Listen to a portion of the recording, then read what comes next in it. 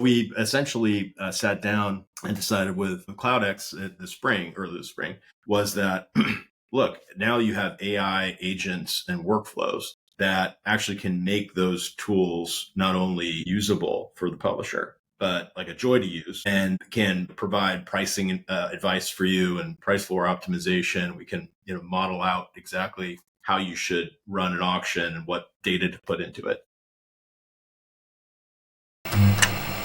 It's 4 a.m. and we're rolling the dice. Matei drops knowledge made of golden eyes.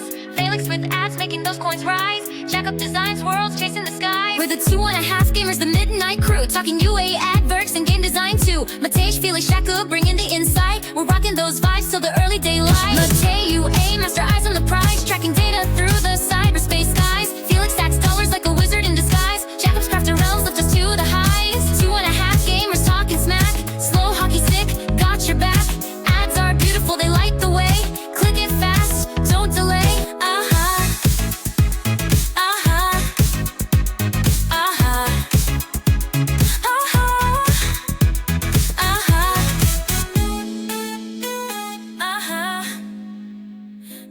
Hello everyone, and welcome actually to a very special episode of the 2.5 Gamers podcast. Today we're joined by two, industry legends to talk about ad monetization, which is my favorite topic.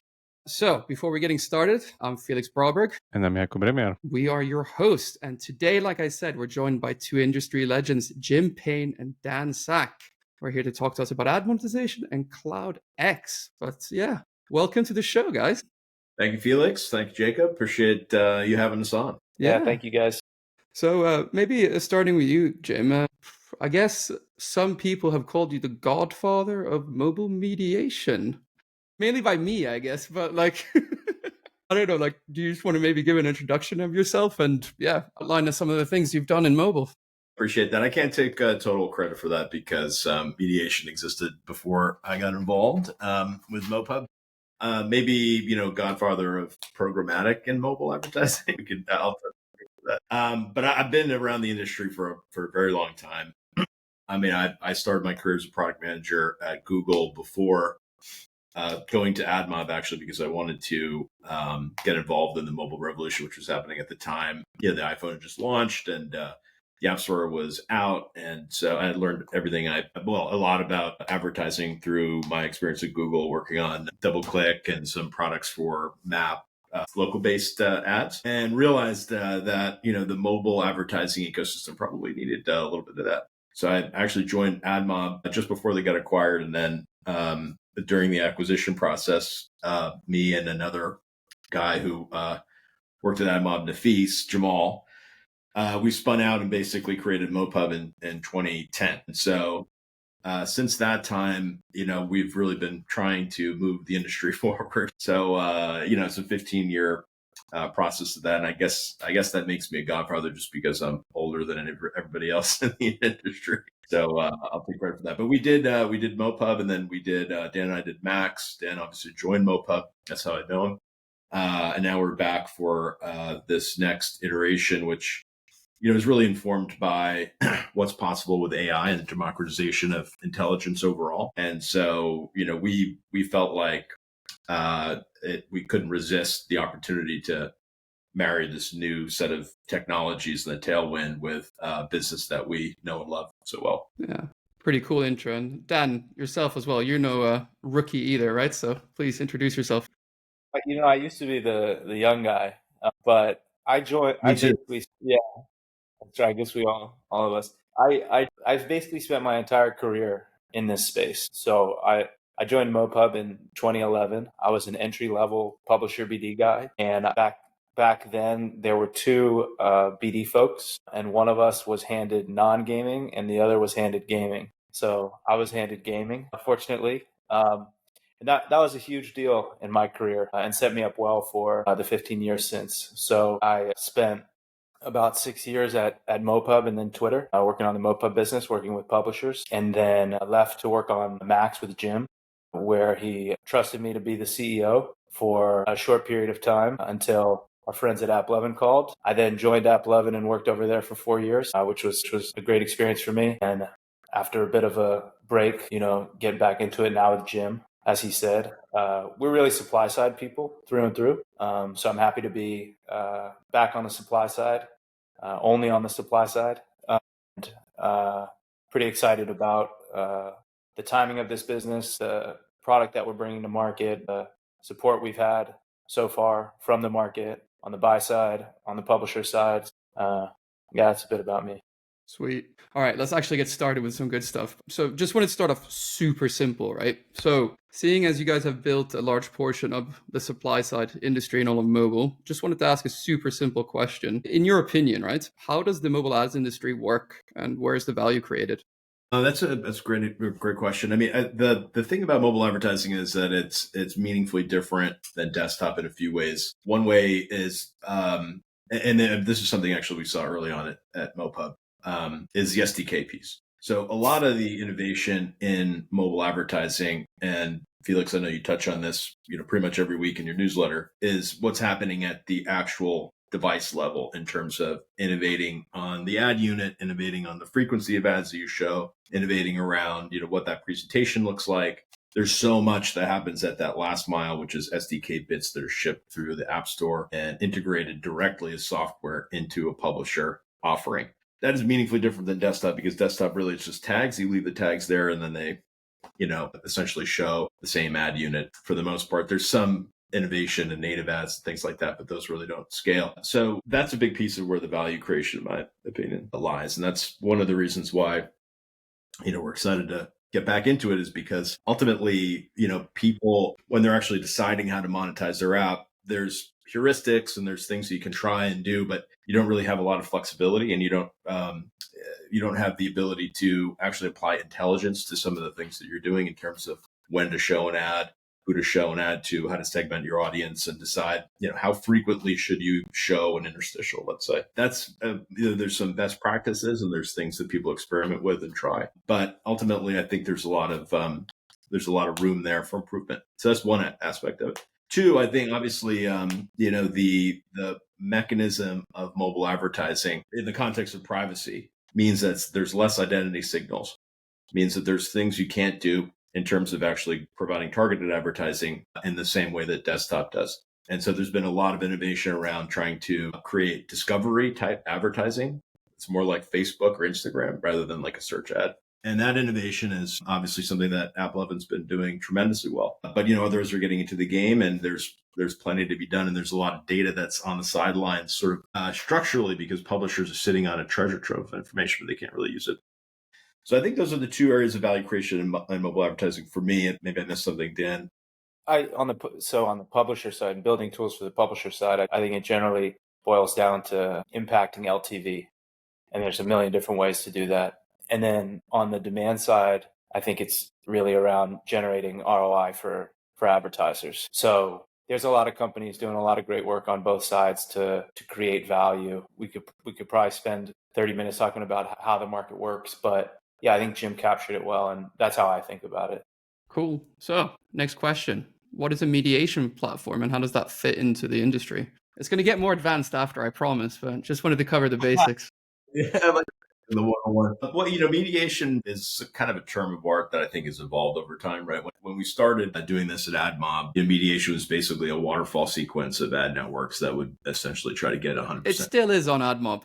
I was setting up waterfalls today on AdMob, so not that much has changed. So I told my boss I made a playable ad with Playable Maker. And he said to me, "What language did you code it in?" And I said, "I don't know.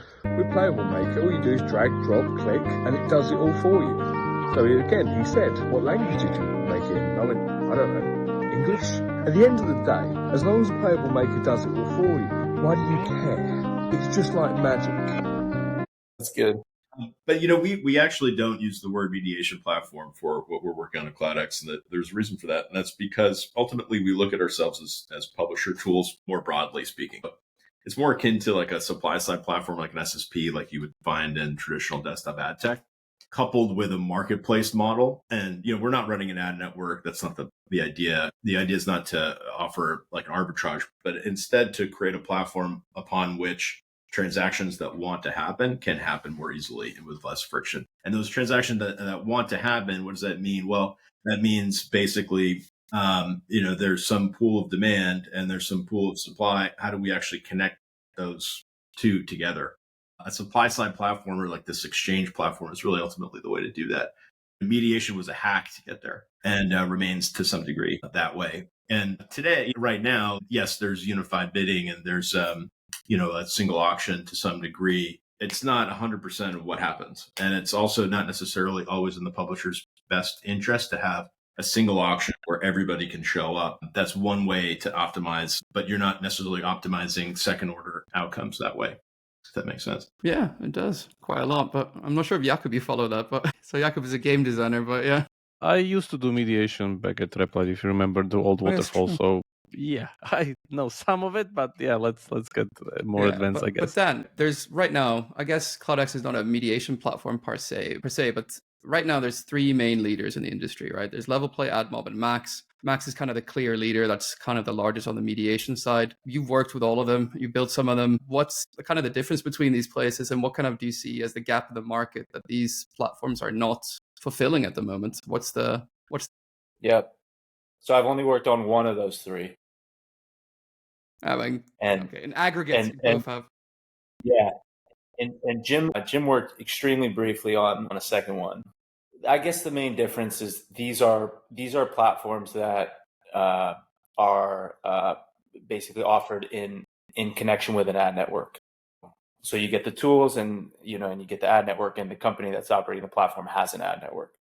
That's one model. We're taking a different approach. So our approach is only to build tools for the publisher without any other like business line internally that we're thinking about. So it simplifies life for us a lot. We just build what the publisher needs, nothing else. And this goes back to a philosophy we actually had at MoPub way back when. So rule number one at MoPub was always put the publisher first. It was always do what's in the publisher's best interest. And it's a very simple way of building a product. So we can apply that approach here. So we're really just building supply side infrastructure for the publisher and intelligence. I mean, there's a lot of publishers that don't feel, I guess, right now they're being put first by any of the main mediation platforms. What kind of tools are you guys looking at to kind of go along with to actually put publishers first? That's quite interesting. Yeah, well, I think Dan's put his finger on something important, and that actually comes from a Google philosophy that we had when I was working there, which is focus on the user, and everything else follows from that. And we look at the user as ultimately the folks who are creating the content, games and, utilities and things like that, putting blood, sweat, and tears into that, shipping the software, maintaining it, keeping a user population happy. Those are hard things to do. To get anything that resonates with a user is quite a challenge, right? So we want to respect that, give them tools that allow them to monetize in the way that makes sense for them and the content that they create and the audience that they have. And I think, that was something that we believed at MoPub, and we'd like to bring that back to some degree. Now, what does that mean from a product perspective? It really means here's the tools, and we're going to also build some AI agents and workflow optimizations and things like that to help you actually use these tools effectively. One of the challenges, and I think the reason that this company is possible now, this platform is possible now versus even a year ago, is that what we found when we were doing Max, you can put a lot of complex stuff out there, but people tend not to know how to use it well, or it's too hard to use, or the workflows are too complicated, or they're error prone. And you end up making things worse the more you do, rather than just going to a simple auction where everything can flow through. That was certainly the conclusion we reached at some point during the Max product effort, because it started with a lot of different things you could do, like different levers you can pull and price floors you can do and create an auction this way or that way, line items, prior to those, a lot. But they weren't really used properly. So what we essentially sat down and decided with CloudX early this spring, was that, look, now you have AI agents and workflows that actually can make those tools not only usable for the publisher, but like a joy to use, and can provide pricing advice for you and price floor optimization. We can, model out exactly how you should run an auction and what data to put into it, things like that. All of that is possible with basically the intelligence layer. And it's on top of a sophisticated platform. So we think the two together actually create this 10x experience for the publisher, whereby we're giving them an incredibly powerful tool, but also making it super easy to use. And not make mistakes while you're doing that. Because if you put mistakes into a production game that's a piece of software, it's very, very hard to fix later. So that's ultimately the design philosophy. And we're very much designing for the publisher and the publisher team and the supply side teams, which we know, in many companies, especially in gaming studios, not a lot of resources go to that side of things. A lot of resources go to UA, but very, very little resources go to the supply side. So let's do automation so we can actually make these products really work to generate as much revenue as possible, but also preserve the experience for the user. Yeah, I mean, I wish I had some automation when I was optimizing my AdMob stuff today. It takes forever, right? But if I can do like a concrete example. So let's say, for example, let's have a publisher like Outfit 7, right? You might have a team of 5 to 6 people, right? What kind of benefits is it that you kind of see that? So CloudX would sit on top of a mediation layer and then, or you'd replace it, or how does the product actually? Hello, everybody. Thanks for joining this episode. Our sponsor, FastSpring, has delivered D2C at scale for over 20 years. They power top mobile publishers around the world and are reliably fast-growing, profitable, and very financially secure. So FastSpring isn't just figuring out D2C on the heels of the recent VC investment. Their developer-first platform and deep gaming and payment expertise have helped democratize global commerce for over 2 decades. As no drama D2C partner with real-world experience at scale, FastSpring is a partner that you can trust with your players. To quickly launch a new web store, replace an existing D2C vendor, or just add redundant D2C vendor at fastspring.gg. Thank you very much, guys, for sponsoring this episode. Now let's get back to the content. Bye-bye. Work. Yeah, that's so initially it's we're carving out some inventory. So how do you actually do that carve out? That's in itself a question of optimization. But once a piece of ad inventory lands at the CloudX platform, what do we actually do? What does it mean to service this? Well, basically what a publisher can do is set up a set of auctions that happen with participants that they define. So you might want to say, and we've got 3 launch partners that basically we announced the company with. That's Meta, Liftoff, and Magnite. And so let's imagine publisher X, they want to do a first look deal with Meta to say, for my best users, the people who've been with me for the longest, where I actually know something about them and I know they're high value users. We want to give Meta a first look at that at a certain price point. That's the kind of the core initial use case that many people are getting excited about. But then you can start to do more things like that, right? With more participants on the buy side, more data, better pricing, and essentially, there's ad quality aspects of that type of decisioning too. So, okay, well, I can create all that stuff. That sounds very complicated though, right? Like many line items, it's error prone. How do I know if it's even working? So the way that we solve that problem is we decided, as part of the design philosophy of this thing, that essentially you should be able to describe all your monetization logic essentially as code. And so we have a blog post on our site about this. It's the monetization as code. And it's essentially like, hey, how do I look at this as a piece of infrastructure where I can actually ship it the same way I would ship my Kubernetes configuration, as an example. I'm going to create line items. I'm going to try different price floors. I'm going to have all these different versions of that. And when someone pushes a new piece of monetization logic, there's a diff. It shows, hey, Jim changed this price floor from this to that.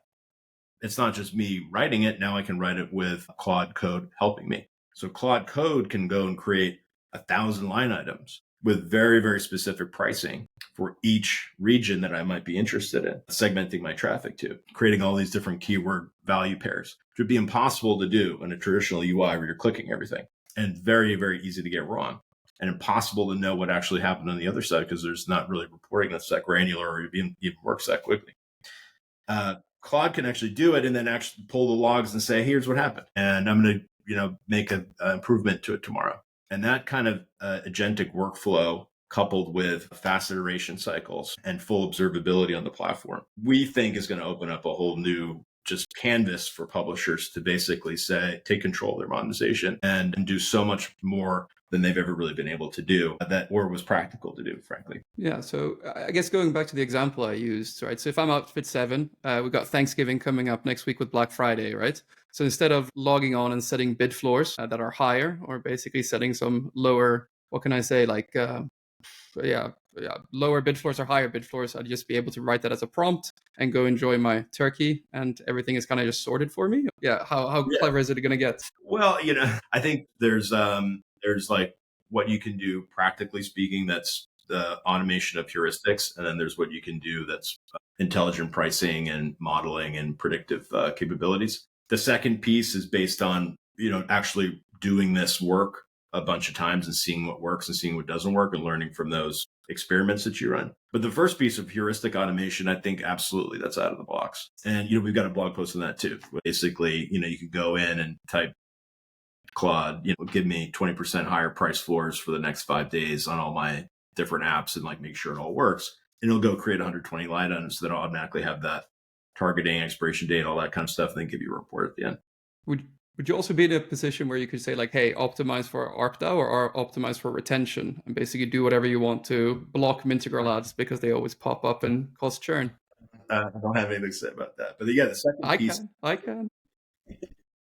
The optimization, auto optimization piece is absolutely a key facet of what we're doing too, but ultimately, we need the platform to start working, right? So right. Our design philosophy of the product is its full observability of programmatic and what's actually happening in the auction. In fact, our third leg of the stool here is this trusted execution environment, secure auction piece, where we've actually published the source code of the auction on GitHub. It's an elastic license thing. You can see what's there. And then we run it on secure enclaves in Amazon, and folks like Meta go in there and they actually check to see it, to make sure the auction's done properly, and we can verify that only the winning bids emerge from this auction, and we're doing it in a certain way. And that's an example of the philosophy that we have, which is basically the publisher should be able to see what's happening in their auction as if you own the exchange yourself. So very cool. I think you need to explain just how big a deal that is, because I think there's a lot of people that don't understand that everything on mobile is pretty run on closed auctions, and it's basically black boxes, and it's infuriating for publishers. Maybe you can just go into explaining why that's a bad thing. Yeah, it's without getting into speculative territory. The thing that we do hear consistently from buyers actually as well is that no one really knows what's happening in a lot of this stuff, and strange outcomes happen that you wouldn't necessarily expect. A lot of these things have great explanations too, I'm sure. I mean, I can say it like, right, so on AdMob mediation, Google is always the largest network. On Level Play, Unity is always the largest network. On Max, AppLovin is always the largest network. Yeah, so in a perfect economy, that probably wouldn't happen, right? So I'm not saying that there's untoward things happening. I'm not necessarily saying that, but what I do think is important to note is that running a fair auction is kind of the cornerstone of the whole idea of what we're trying to do here. And that's, like I said, if you imagine the publisher, had your own exchange where everyone's connected to it, bidding on your inventory, you would know that you're running a fair auction. You believe that, and you'd represent that to your buyers because that's part and parcel of doing that. But you'd also know what's happening in terms of who's bidding and what are they bidding on, and how do I price my inventory, and how do I create carve-out deals and make sure that my best buyers who retain my users the best get a first look if I want to do that from a business perspective. There's nothing wrong with that. I don't see any issue there. But that's just not the way that the tools have evolved in the space so far. Some of that has to do with the complexity of it. Some of it has to do with just the maturity of the market. But I think the third piece is trust. And so we feel like both buyers and sellers trust us, trust our background, but they don't have to take our word for it because we've actually put the code there and it's verifiable too. Dan, normal mediation platforms, they are usually given away for free. Can you just explain how actually mediation platforms earn their companies money, and basically maybe dovetail that into how CloudX will charge for usage? Sure. So if you go through a few models, starting with MoPub, for example, we gave away network mediation tools for free, and then we had an ad exchange where we charged a transparent margin, and it was a service we were providing to all the DSPs that wanted to access supply, and a service we were providing to all the publishers who were getting access to 100 plus DSPs, and we were collecting payment from everybody. So that was a MoPub model. The platforms we just talked about, you mentioned that if a publisher's running on like a level play, for example, the Unity or Iron Source network revenue share is higher than it would be if the publisher was on a different platform. So generally the reason why SSPs or mediation platforms that are owned by a network can be effectively given away for free or made free, and sometimes even made free with sizable integration bonuses, is because the network that owns that platform basically recoups whatever they paid in a deal and a lot more by having you on their platform, where they're generally likely to clear more of your inventory than they would if you were elsewhere. So basically, the infrastructure goes out into your app, and then their network's well positioned, and it's a great outcome for them. Then they'll make a lot of money through their network, more than they would had you been on another platform. So that's a very simple model. For us, we don't have a network. We're focused entirely on the publisher and the infrastructure. So our starting business model is transparent fee to the buy side, which I think is industry standard at this point. Over time, there may be opportunities for us to unlock additional revenue streams. We'll see. You can imagine intelligent features that you could turn on, and there's a dramatic increase in publisher LTV, and that's measurable, and that's like a premium feature kind of thing. But we're not remotely there yet. Today, it's just the buy side fee for us. And that works great. We have a lean team. You can do a lot today with a small team, cover a lot of ground, and these platforms can get really big really fast. So we can build a pretty substantial business with just that buy side fee. But I think in time there'll be premium features that we can offer as well. Yeah. Felix, maybe I can do like one of the stupid questions as a game designer product person here. Why would I integrate in your platform if there's like a hefty bonus coming from these mediation ad networks ones, and like to get your ones? Just like, again, TLDR for people who don't understand that. Do you want to go, Jim? No, yeah, Jim. Yeah. So I've been out in the market now with this business for, I want to say, 4 or 5 months. And generally the deals publishers are getting from other platforms are not exclusives. It's generally like a revenue kickback or something like that. So it doesn't have to be one or the other. And so we're generally not putting publishers in a position where they have to ditch Google or Max and whatever deal came with Google or Max or Level Play. So the understanding is that by not ditching it, you are getting more long-term upside for you later down the line, and not just short-term kind of bonus of the integration. Do I get it right? Oh, hello there. I didn't see you. Thank you very much for coming to this episode. It's brought to you by our sponsors, PVX Partners, the simplest and most effective credit line for marketing. If you're scaling your business and need funding, here's the deal. With PVX Partners, you can grow your game easily in your business. There's no equity dilution. You can repay as you get paid, and it's flexible, fast, and fully tailored to your growth. So you can secure funding in 30 days and get a term sheet in just 24 hours. Don't you wait. Take control of your UA budget without giving away a piece of your company. Visit pvxpartners.com and see how they can help you grow your game faster and stronger. Don't wait. Go to PVX Partners. There's a network effect in this business.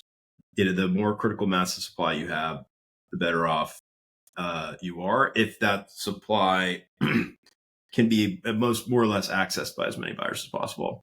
And let's not also forget the fact that many publishers are buying a lot of traffic as well, or they want to move people around their own studios. So this is not, these are kind of activities that we want to be able to enable for folks. And our model is, like Dan said, highly leveraged, transaction-based platform orientation. What does that mean? Well, that means we just want to facilitate transactions among participants in the marketplace and then take a very fair rake on top of that. Now, if we're just connecting the pipes, that's a lower fee. If we're helping people price things, there's some intelligence there. We're helping you build models based on that. Maybe that's a slightly higher fee. If we are, two parties don't have a relationship and we're taking some amount of credit risk, payment processing, all that kind of stuff, there's other fee opportunities for us there. But the idea is that we want our fee to be reasonable, limited, so that we can create as many transactions on this platform as possible and not load the system with too much of a rake. That's our goal. And it's important to us not to be sitting there actually the folks taking the arbitrage. And I think that's it's a fine thing. It's a risk-taking activity, and it's a fine thing for people to do. And certainly there's people who make a tremendous amount of money doing that. That's not really our goal, though. Our goal is ultimately the platform, because we think that serves publishers the best. So you were talking a bit about earlier as well, like, about mediation, how it looks very different on mobile and desktop. Like, which in your kind of view is better, or what's the main difference? And what do you think mobile could benefit that's on desktop?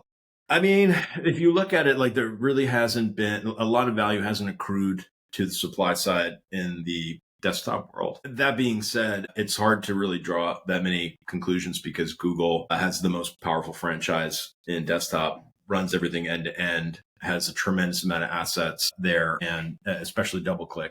They're kind of impossible to challenge in a lot of ways, and they've built a lot of moats. And I think crucially too, like, I know that Google's gone through some litigation on this, but for the most part, the pricing of Google AdX and other products is pretty fair, I think. And they don't box the publisher in a lot of ways. I mean, they want to be part of every auction. They want to be part of everything the publisher does, but they don't have to. So I think that created like a lot less of a space for this SSP to add a lot of value in desktop. And then I think a very important piece of this is that tags can just be switched out at will. So I can wake up tomorrow and switch from SSP A to SSP B on my website, or run a test between these guys. And, this one standardized ad unit on the web, it's a very different situation and integration. And so, mobile just hasn't really evolved that way. I think that the supply side has created a lot of value.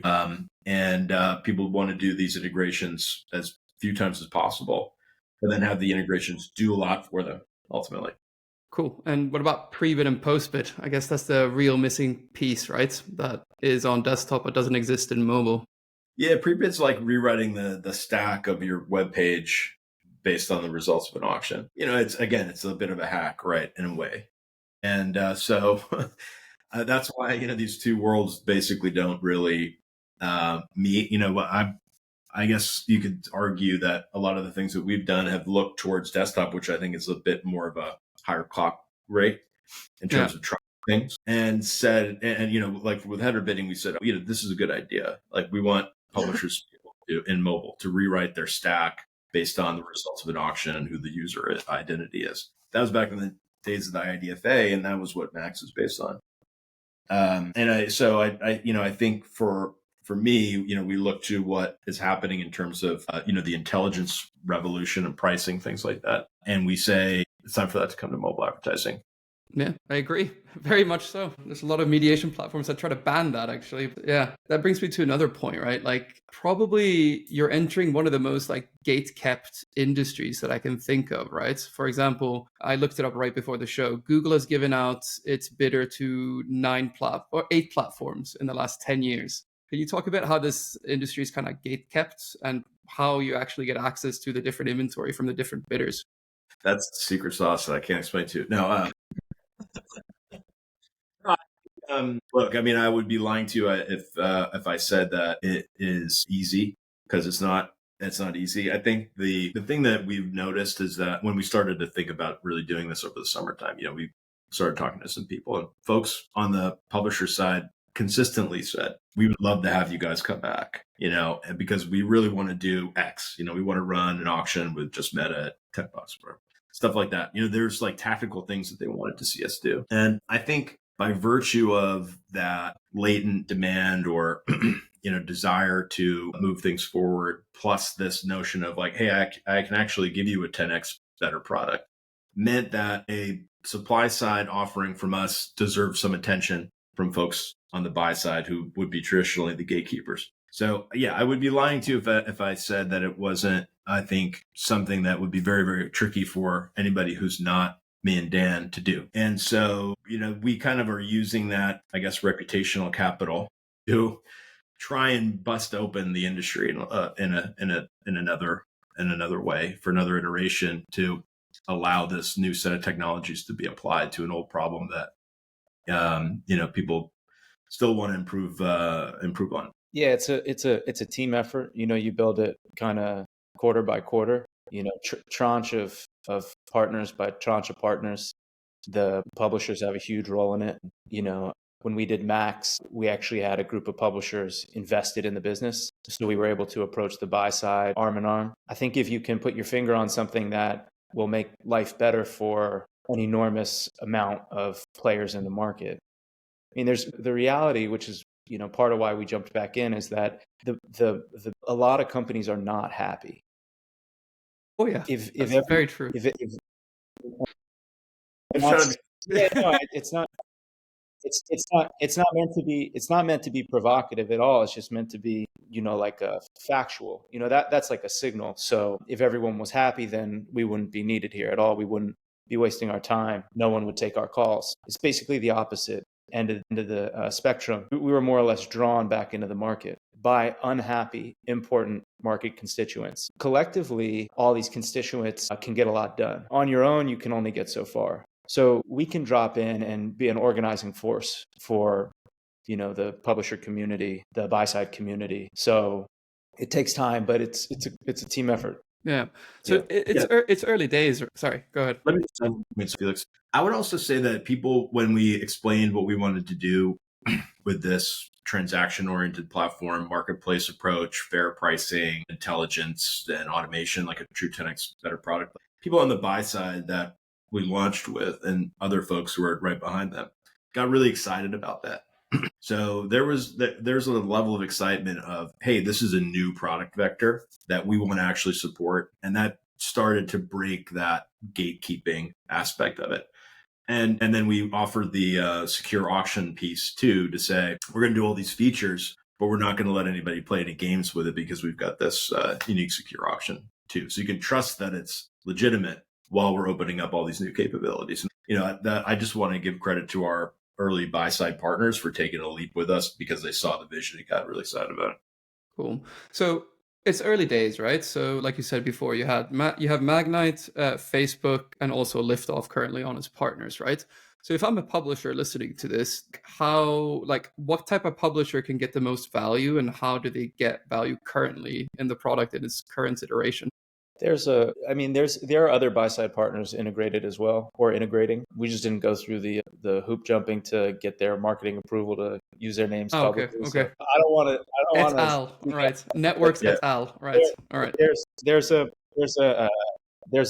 very active pipeline of buyers integrating basically everyone you would expect. So we're pretty slammed with those at the moment. But to your question, publishers. So I think the part of the publisher market that's most underserved is the segment that I would describe as more, I don't want to diss people that maybe aren't in this segment, but the quality focused publisher market, publishers that want to retain. The structure of the market today makes retention extremely difficult. It's basically unmanageable is what we're told. So if you want to live in an LTV optimized world and you want to retain, then how you manage your inventory, would probably be different than if that's not your business model and you don't expect to hold on to users very long. So we're finding resonance with the publishers that are looking to retain users for a long time. And realistically, many publishers have, there's cohorts, right? So there's some cohorts that you're going to want to treat differently than others. I think you pointed out in your newsletter just today with Candy Crush, what they do. Some people you're going to look at differently, and how do you be smart about that? Well, right now, that intelligence is really pretty hard to implement for a publisher. I mean, with Candy Crush, they've got plenty of resources, and they think about this deeply, and they have the ability to iterate, test, and do all these things. But for most publishers we talk to, even if they wanted to do it, it would be an initiative that they have to then start to go do. And then how are you really going to know if you're doing it that well? It's just not the highest priority. But I think as a platform feature, it's a really powerful thing to for us. You're going after kind of the core, the 70% ad revenue gaming people and kind of the apps space, I guess, or where retention really matters. Again. We talk to everybody, and generally with everyone we talk to, there are some users for whom they want an alternative path. And what I was going to say is we saw an incredible shift in the market. I guess Facebook maybe was really who brought it to market, but for me, I saw Axon One launch, and it moved advertisers to AI-enabled user-level decisioning world. And it was like, wow, just hard to even imagine that there was a more manual way of doing things prior to that. I think there's a similar unlock that we can achieve for the pub side.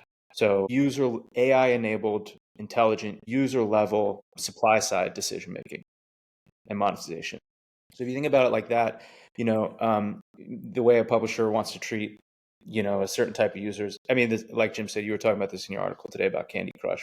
So we're coming to market, and for starters, we provide publishers optionality, an alternative path that they can tap into when they want to, for some apps, for some users, whatever they want. Cool. I mean, I'm super excited. Can't wait to try the product. Anything else you want to get in as last words before we kind of wrap? Well, yeah, I appreciate you giving us the opportunity to talk a bit about the product. For me personally, and I don't want to speak for Dan, but I think he feels the same way. It's just really great to be back in the ecosystem and to have gotten such a warm welcome last week when we launched the product and the initiative. A lot of people were very excited to see us back, and that just feels good. But obviously, we want a tremendous amount of value here too. And so, for me, this is I guess this is my third company here in the space. The amount that you can do now with these new tools is just so compelling. And so for me, it's this call to innovation of what are we able to do with these tools, and how can we apply them to a problem that we know so well and really bust open the opportunity again. It's really been fun, and so we're just thrilled to be back. And like I said, thank you for the opportunity to talk about the product. Yeah, great to have you. Thanks so much for coming on. So this has been another fantastic episode of the 2.5 Gamers podcast.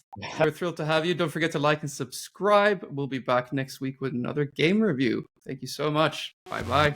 Everybody. Ciao. Thank you. See ya.